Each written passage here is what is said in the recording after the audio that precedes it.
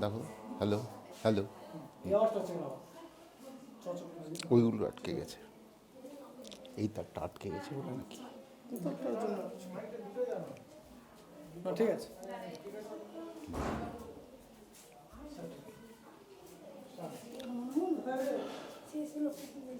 পরম পূজনীয় স্বামীজি নেমপিট আশ্রমের মোমানন্দ মহারাজজি,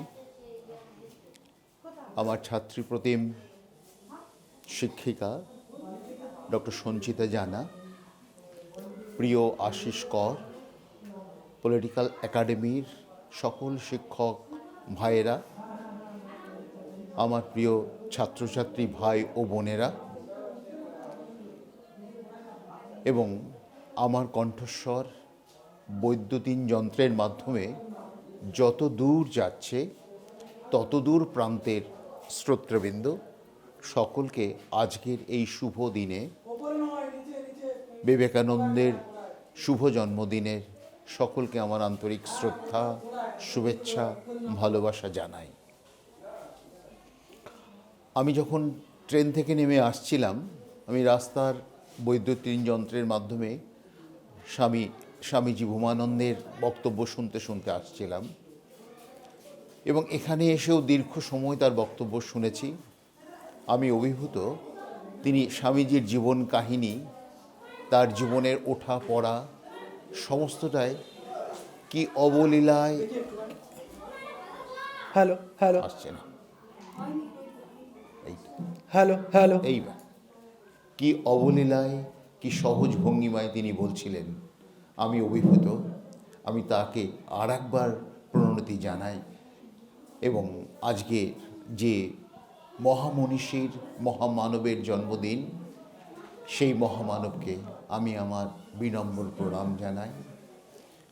এবং সেই প্রসঙ্গে আমি দেখতে পেলাম যে আমার দুজন ভাই খুব সুন্দর বলেছেন। ম্যাডাম সঞ্চিতা অসাধারণভাবে কতগুলি বিষয়ে আমাদের ভেতরের আলো জ্বালিয়ে দিয়েছেন। আমি অভিভূত এবং আমি সমৃদ্ধ। এই পটভূমিতে দাঁড়িয়ে আজকের আমার আলোচনা শুরু হচ্ছে।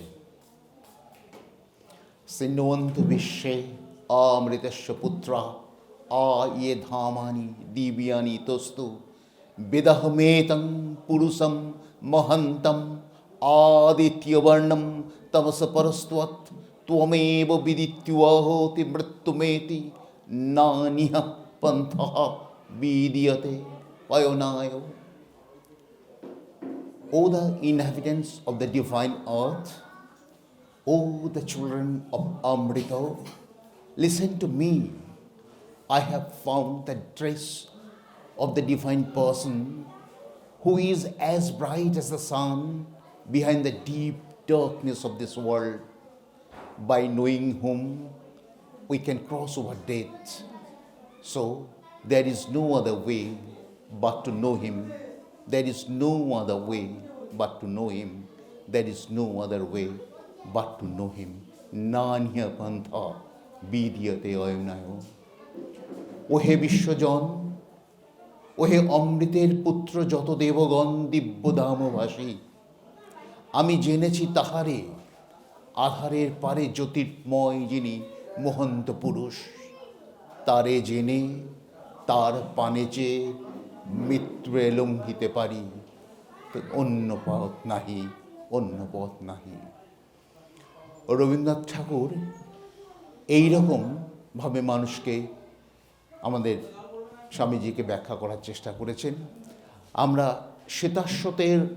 শ্বেতাশ্বতের উপনিষদের এই যে বাণী, আমাদের চির অন্ধকারের পিছনে আলোকুজ্জ্বল এক দিব্য পুরুষ, সেই পুরুষের বর্ণনা আমরা শ্বেতাশ্বতর উপনিষদে পাই। সেই বর্ণনার সঙ্গে স্বামী বিবেকানন্দ মিলেমিশে একাকার হয়ে গেছে। তিনি বিবেক, তিনি আনন্দ, তিনি দেবতা, তিনি ঈশ্বর, তিনিই আমাদের কাছে সর্বেশ্বরের মতো। তিনি সেই আঁধারের পারে জ্যোতির্ময় পুরুষ, যিনি মহন্ত পুরুষ, যিনি দিব্য পুরুষ। রবীন্দ্রনাথ ঠাকুর খুব সুন্দরভাবে হয়তো তাকে কল্পনা করেই বলেছেন, তিমির বিদার উদার অভ্যুদয়, তোমারই হোক জয়। প্রভাত সূর্য এসেছ তুর্য সাজে, মৃত্যুর পথে পথে তোমারই তুর্য বাজে। অরুণ বন্যী জ্বালাও চিত্ত মাঝে, মৃত্যুর হোক লয়, তোমারই হোক জয়, তোমারই হোক জয়।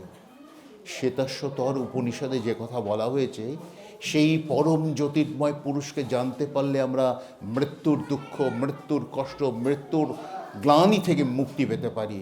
রবীন্দ্রনাথ ঠাকুর ঠিক একই কথা বলছেন, মৃত্যুর হোক লয়, তোমারই হোক জয়।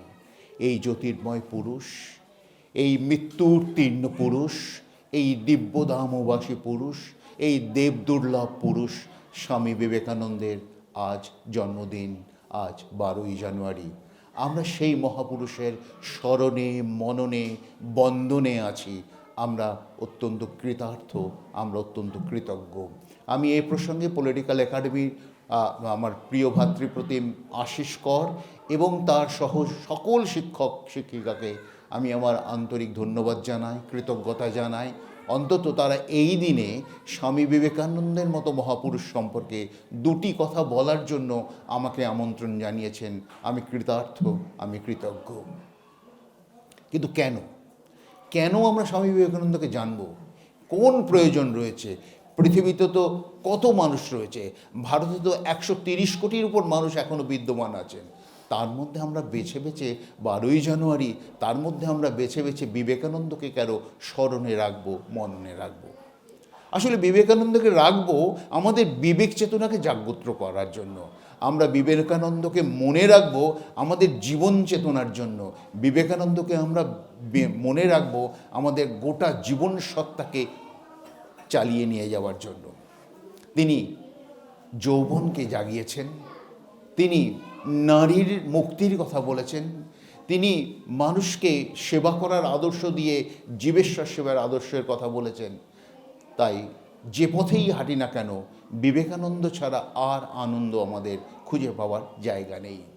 আমরা যদি যৌবন তরঙ্গের কথা বলি, বিবেকানন্দকে দেখব, তিনি বলেছেন যে আমরা একটা খুব সিংহসুলভ পুরুষ চাই। তিনি বলতেন, আমাকে 100 যুবক দাও, যে যুবককে দিয়ে আমি গোটা দেশের উন্নতি সাধন করে দেব।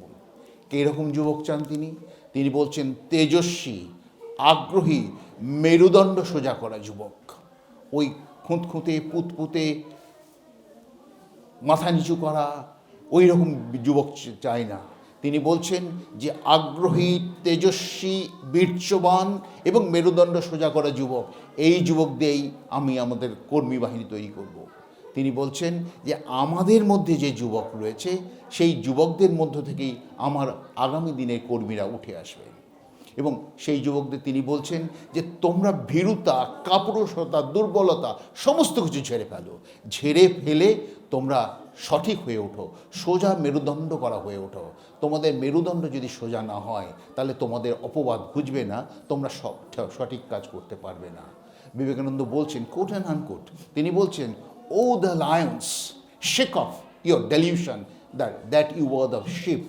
ওহে সিংহগণ, তোমরা এই বিভ্রান্তি, ডেলিউশনকে কাটিয়ে দাও যে তোমরা ভেড়া নও, এটা প্রমাণ করার জন্য তোমরা জেগে ওঠো। তিনি বলছেন, উত্তিষ্ঠিত জাগ্রত প্রাপ্য বরান নিবোধ হতো। ওঠো, জাগো, যতক্ষণ না পর্যন্ত লক্ষ্য চরিতার্থ হচ্ছে ততক্ষণ পর্যন্ত এগিয়ে থাকো। Awake, stop not till the end is achieve. যতক্ষণ না তোমাদের লক্ষ্য অ্যাচিভড হচ্ছে ততক্ষণ পর্যন্ত তোমরা জেগে থাকো। এই যে যুবকগণকে তিনি সিংহ শাবক বানাতে চেয়েছেন, এই সিংহ শাবক বানানোর চেতনার মধ্যে দিয়ে তিনি যৌবন শক্তিকে জাগ্রত করেছেন। তিনি দেশপ্রেমের কথা বলেছেন, দেশপ্রেমের মধ্যে দিয়ে যুবক চেয়েছেন। তিনি বলেছেন যে গীতা পাঠ করার চেয়ে ফুটবল খেলা ভালো, গীতা পাঠ করার চেয়ে ফুটবল খেলা ভালো। আমার ভাই খুব সুন্দর ব্যাখ্যা দিয়েছেন যে গীতা পাঠ করার চেয়ে ফুটবল খেলা ভালো কেন? ফুটবল খেললে দেহ শক্ত সবল হবে এবং শক্ত সবল দেহে তুমি গীতাকে ভালো করে বুঝবে। আর যদি শক্ত সবল দেহ ছাড়া শুধু গীতা পড়তে যাও, তাহলে খুঁতখুঁতে, পুতপুতে, ওই রকম বুকিশ হয়ে উঠবে, ওই রকম দুর্বল চিত্ত সম্পন্ন মানুষ হয়ে উঠবে। ও পড়ে লাভ নেই। তিনি দেশমাতৃকাকেই বলছেন তোমার সাধনার দেবতা। তিনি বলছেন যে আগামী 50 বছর কোনো দেবদেবীর সাধনা না করে ভারত মাতার পূজা করো। তার মানে ভারত মাতার প্রতি যদি আমাদের নিমগ্ন শ্রদ্ধা থাকে, ভারত মাতাকে যদি আমরা দেবতা জ্ঞানে পূজা করি, তাহলে আমরা আগামী 50 বছরের মধ্যে স্বাধীনতা লাভ করতে পারবো। সৌভাগ্যের বিষয়, পরম ঐশ্বর্যের বিষয় সেটা হলো বিবেকানন্দ যখন বলছেন তার 50 বছরের মধ্যেই কিন্তু ভারতবর্ষ 1947 সালে স্বাধীনতা লাভ করতে পেরেছে। তিনি বলছেন ভারতবর্ষ আমাদের ধ্যান জ্ঞানের বিষয় হবে। তিনি তার ভারত প্রবন্ধে বলছেন, হে ভারত ভুলিও না, নিচ জাতি মূর্খ অজ্ঞ মুচি ম্যাথর চণ্ডাল তোমার রক্ত তোমার ভয়। হে বীর সাহস অবলম্বন করো, সদর্পে ডাকিয়া বলো আমি ভারতবাসী, ভারতবাসী আমার ভাই। ব্রাহ্মণ ভারতবাসী, দরিদ্র ভারতবাসী, মূর্খ ভারতবাসী, চণ্ডাল ভারতবাসী, আমার রক্ত আমার ভাই। তুমিও কোটিমাত্র বস্তাবৃত হইয়া সদর্পে ডাকিয়া বলো ভারতের সমাজ আমার শিশুসজ্জা, ভারতের সমাজ আমার যৌবনের উপবন, আমার বার্ধক্যের বারাণসী। আর বলো দিনরাত, হে গৌরীনাথ, হে জগদম্বে, আমায় মনুষ্যত্ব দাও, আমায় মানুষ করো, আমার দুর্বলতা কাপুরুষতা দূর করো। এই যে দুর্বলতা কাপুরুষতা দূর করার যে মন্ত্র তিনি তার প্রবন্ধের মধ্যে দিয়ে, তিনি তার আহ্বানের মধ্যে দিয়ে বলেছেন, এটা যদি আমাদের মধ্যে জাগ্রত হয় তাহলে আমরা অচিরেই সিংহ শাবকের মতো সংগ্রামী হয়ে উঠতে পারবো। আমাদের মধ্যে কোনো সমালোচক বলে থাকেন যে বিবেকানন্দ ব্রিটিশ সরকারের বিরুদ্ধে, সাম্রাজ্যবাদের বিরুদ্ধে অস্ত্র ধারণ করেননি। ব্রিটিশ সরকারের বিরুদ্ধে তিনি স্বাধীনতা সংগ্রামে লিপ্ত হননি। দরকার নেই ব্রিটিশ সরকারের বিরুদ্ধে স্বাধীনতা সংগ্রাম করার। একটু আগে ভাই বলে গেছেন, হেমচন্দ্র ঘোষ বলেছেন, সুভাষচন্দ্র বোস বলেছেন যে আমরা যখন জেলখানায় যাই আমাদের হাতে বিবেকানন্দের বই থাকে। বিবেকানন্দকে পড়ে আমরা ভারতবর্ষকে জানি, বিবেকানন্দকে পড়ে আমরা উদ্বুদ্ধ হই, বিবেকানন্দকে পড়ে আমরা স্বাধীনতা সংগ্রামের চেতনায় উদ্বুদ্ধ হই। সুতরাং বিবেকানন্দকে না জানলে, বিবেকানন্দকে না পড়লে আমরা স্বাধীনতা সংগ্রামের পথে যেতে পারতাম না। তিনি বারবার একই কথা, বিবেকানন্দ একইভাবে যুব সমাজকে জাগরণের পথে নিয়ে এসেছেন। এই যে যুব জাগরণ, যুব সমাজ যে দুর্বল কাপুরুষ হয়ে রয়েছে, সেইখান থেকে তাকে উদ্ধার করতে হবে, তাকে মুক্ত করতে হবে, এই চেতনা বারে বারে বিবেকানন্দ বলেছেন। রবীন্দ্রনাথ ঠাকুর যে কথাই বলেছেন, রেখেছ বাঙালি করে মানুষ করনি। মানুষ করার যে চিন্তা, শক্ত মেরুদণ্ড সোজা করা, সাহসী তেজস্বী বীর্যবান যে মানুষ, সেই মানুষ হওয়ার প্রবণতা বাঙালির মধ্যে নেই, মানুষজনের মধ্যে নেই। বিবেকানন্দ সেইখান থেকে মানুষকে জাগরণ ঘটানোর, মানুষকে উত্থান করার চেষ্টা করেছেন। রামকৃষ্ণদেব বিবেকানন্দের গুরু, পরমহংসদেব, শ্রী শ্রী রামকৃষ্ণ পরমহংসদেব কথায় কথায় বলতেন, তোরা মানুষ হ। মানুষ মানে মান এবং হুঁশ জ্ঞান সম্পন্ন ব্যক্তিত্ব তোরা হ। এই মান হুঁশ যদি তৈরি হয় তাহলে সে প্রতিবাদী হবে, তাহলে সে মেরুদণ্ড সোজা করা হবে, সে অন্যায়ের বিরুদ্ধে লড়বে, সে হিংসার বিরুদ্ধে লড়বে, সে কোনো কিছুর সঙ্গে আপোষ করবে না। এই ধরনের একটা মনুষ্যত্ব বোধের কথাই বিবেকানন্দ বলতে চেয়েছেন।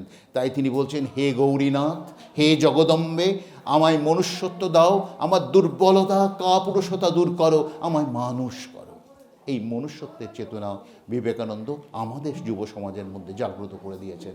তাই তিনি আজও, যতদিন মানুষের যৌবন থাকবে, যতদিন সূর্য উদিত হবে এবং মানুষের যৌবন স্তরটা থেকে যাবে, বিবেকানন্দ ততদিন বিবেকানন্দ আমাদের মধ্যে প্রাসঙ্গিক, ততদিন বিবেকানন্দ আমাদের মধ্যে জাগ্রত থাকবেন।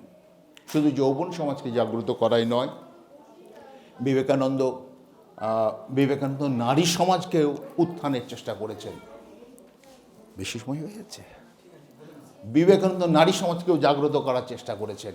আমরা সামাজিক বিজ্ঞানের ছাত্রছাত্রীরা নারীবাদ বলে একটা বিষয় পড়ি, ফেমিনিজম। পাশ্চাত্যের নারীবাদে আমরা Mary Wollstonecraft, Simone de Beauvoir, Alexandra Kollontai, Hannah Arendt ইত্যাদির নাম আমরা অনেক জেনেছি। আমরাও ভারতবর্ষে অনেক নাম শুনেছি। কিন্তু বিবেকানন্দ ওই অন্ধকারাচ্ছন্ন পরিবেশের, ভারতবর্ষে সেই মধ্যযুগীয় অন্ধকারাচ্ছন্ন পরিবেশের মধ্যে দাঁড়িয়ে নারীবাদের কথা সোচ্চারে বলে গেছেন। হয়তো ফেমিনিজম শব্দটা তার ক্ষেত্রে আমরা প্রয়োগ করতে পারি না বা তিনি করেননি, কিন্তু তিনি যে যে কথাগুলি বলে গিয়েছেন সেগুলি আমাদের পাশ্চাত্যের নারীবাদের বক্তব্যের চেয়ে কোনো অংশে কম নয়, বরং পাশ্চাত্যের নারীবাদের চেয়েও অনেক বেশি এগিয়ে থাকা বক্তব্য। যেমন তিনি বলছেন, আগে নারীকে সমাজে সমান মর্যাদা দিতে হবে। এই যে জেন্ডার ইকুয়ালিটি, নারী সাম্যের, লিঙ্গ সাম্যের যে ধারণা, সেই লিঙ্গ সাম্যের ধারণা আমাদের কাছে অত্যন্ত গুরুত্বপূর্ণ। লিঙ্গ সাম্য না হলে, নারী গুরুত্ব না পেলে, নারী সম্মানিত না হলে সমাজ এগোবে না। তিনি বলছেন নারী এবং পুরুষ হলো আমাদের অর্ধেক অংশ, সেই অর্ধেক অংশকে যদি আমরা গুরুত্ব না দিই, অর্ধেক আকাশকে যদি আমরা গুরুত্ব না দিই, তাহলে আমাদের সমাজ এগোতে পারবে না। তিনি বলছেন যে সমাজ, যে রাষ্ট্র নারীকে সম্মান দিতে জানে না, সেই সমাজ কোনো মতেই উন্নতির পথে এগোতে পারে না। তাই জন্য নারীর স্বাধীনতা দরকার, নারী মুক্তি দরকার, নারীর অর্থনৈতিক স্বাতন্ত্র্য দরকার, নারীর জীবনচিন্তা দরকার, নারীর শিক্ষা দরকার, নারীর তেজ বীর্যে বলিষ্ঠ হওয়ার প্রয়োজন আছে। তিনি বলছেন educate women first, then leave them to themselves, then they will tell you what reforms are necessary for them. তিনি কি বলছেন যে মেয়েদের আগে শিক্ষিত করো, তারপর তাকে তাদের কাছে ছেড়ে দাও, এবং তখনই এই শিক্ষিত মেয়েই বলবে what reforms are necessary for them, কী কী সংস্কার তাদের উন্নতির জন্য দরকার। তিনি বলছেন our women must be put in a position to solve their own problems in their own way. Who are you to solve women's problem? Are you God? Hands up. তিনি বলছেন আমাদের মেয়েদেরকে এমন অবস্থায় উত্তীর্ণ করতে হবে, উন্নীত করতে হবে যেখানে মেয়েরা তাদের সমস্যা নিজেরাই সমাধান করতে পারবে। তুমি সমাধান করার কে? Who are you to solve women's problem? একজন পুরুষকে তিনি বলছেন, তুমি কে পুরুষদের সমস্যা সমাধান, নারীদের সমস্যার সমাধান করার? Are you god? তুমি কি ঈশ্বর? হ্যান্ডস আপ, তুমি হাত তুলে সরে পড়ো। এই যে বক্তব্য, এই যে নারী মুক্তির বক্তব্য, নারী স্বাতন্ত্র্যের বক্তব্য, নারীকে নিজের পায়ে দাঁড় করানোর যে বক্তব্য, আজ থেকে 150 বছর আগে স্বামী বিবেকানন্দ বলছেন। যে সময়ে পশ্চিমের জগতে নারীবাদের ঢেউ উঠছে, সেই সময় বিবেকানন্দ দাঁড়িয়ে বলছেন। তিনি আরও বলছেন যে our women should learn the spirit of valor and heroism, and how grand was the Queen of Jhansi. They have the strength of chastity. তিনি বলছেন আমাদের মেয়েদের ভ্যালার, সাহসিকতা এবং হিরোইজম, বীরত্বের স্পিরিটকে উপলব্ধি করতে হবে, শিক্ষা পেতে হবে। তার কারণ আপনারা দেখুন ঝাঁসির রানী কতই না হচ্ছিলেন। See how grand was the queen of ঝাঁসি। ঝাঁসির রানী কতটা নামা হচ্ছিলেন। ঝাঁসির রানীর মতো যদি মেয়েদের তৈরি করা যায়, তাহলেই আমরা দেখতে পাবো মেয়েরা যথার্থ মুক্তি পাচ্ছে, স্বাধীনতা পাচ্ছে। পুরুষ প্রধান পিতৃতান্ত্রিক, পুরুষ আধিপত্যভোগী সমাজের মধ্যে যদি নারীকে মর্যাদা দেওয়া যায়, তাহলেই সেই সমাজ এগিয়ে যাবে। তাই তিনি বলছেন charity begins at home, just from the home. Our children must be taught the values of respecting the woman, and then the country will develop. তিনি বলছেন দয়াদাক্ষিণ্য ঘর থেকেই শুরু হয়, এবং আমাদের শিশুদের, আমাদের সন্তানদের এখনই মেয়েদের সম্মান করার শিক্ষার মূল্যবোধের শিক্ষা দিতে হবে। তা যদি হয় তাহলে আমাদের সমাজ এগিয়ে যেতে পারবে। মেয়েদেরকে এইভাবে শিক্ষিত করার যে চিন্তা, সেটা আমরা দেখতে পাচ্ছি যে সেই 100-150 বছর আগে দাঁড়িয়েই স্বামী বিবেকানন্দ বলছেন। আমরা দেখতে পাচ্ছি তিনি নারী সাম্যের কথা বলছেন, নারীকে সমান মর্যাদা দেওয়ার কথা বলছেন, যে কথা রবীন্দ্রনাথ ঠাকুর বলেছেন, যে কথা কাজী নজরুল ইসলাম বলছেন, গাহি সাম্যের গান, আমার চক্ষে রমণী পুরুষ, সাম্যের গান গাই, আমার চক্ষে রমণী পুরুষ কোনো ভেদাভেদ নাই, এ বিশ্বে যা কিছু সৃষ্টি চিরকল্যাণকর, অর্ধেক তার করিয়াছে নারী, অর্ধেক তার নর। গানের লক্ষ্মী, গুণের লক্ষ্মী, শস্য লক্ষ্মী নারী, সুষমা লক্ষ্মী, রূপে রূপে নারী সঞ্চারী। নারী এইভাবে বিভিন্ন রূপে জ্ঞানের, গুণের, ধনভাণ্ডারের শক্তি হিসেবে নারী রয়েছে। সেই শক্তিকে আমাদের গুরুত্ব দিতে হবে। রবীন্দ্রনাথ ঠাকুর বলেছেন মোরে রেখো না বাক্যহীনা, মোর কণ্ঠে বাজে রুদ্রবীণা। রবীন্দ্রনাথ আরতি জানিয়েছেন যে না, হে বিধাতা, নারীকে নাহি দেবেন নিজ ভাগ্যের অধিকার।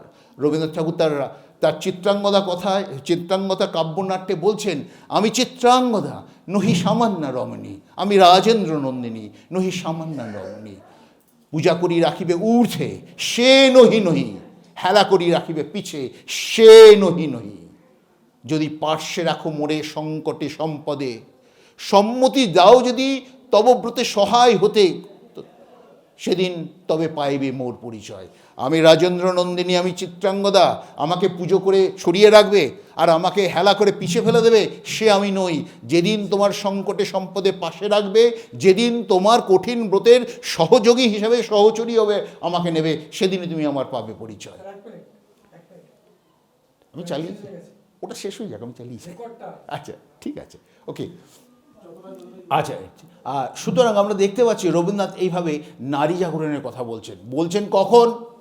আজকের এই 2024 সালে নয়, বলছেন সেই 1890 এই সময়টাই বলছেন 1800 সালের শেষ দিকটায়। ফলে রবীন্দ্রনাথ বিবেকানন্দ যে সময়টাই আমরা নারী মুক্তির কথা বলছি, সেই যুগটা কিন্তু মনে রাখার মতো।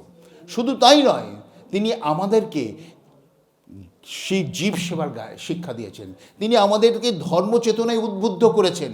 তিনি ধর্ম বলতে ওই মন্দিরে মসজিদে পুজো আর টুংটুং করে ঘণ্টা বাজিয়ে পুজো করার কথা বলেন না। তিনি বলতেন, religion is the manifestation of divinity already in man. প্রত্যেকটা মানুষের অন্তরে যে দেবতার আবাস, সেই দেবতাকে চর্চা করাই হলো, সেই দেবতার অনুধ্যান করাই হলো ধর্ম, এবং সেই ধর্মই আমাদেরকে জাগ্রত করতে পারে। তিনি বারবারই বলেছেন যে আমাদের যদি ধর্মকে অনুসরণ করতে হয়, তাহলে আমি সেই ধর্মকেই মানব যে ধর্ম আমাদের এই চেতনা দেবেন।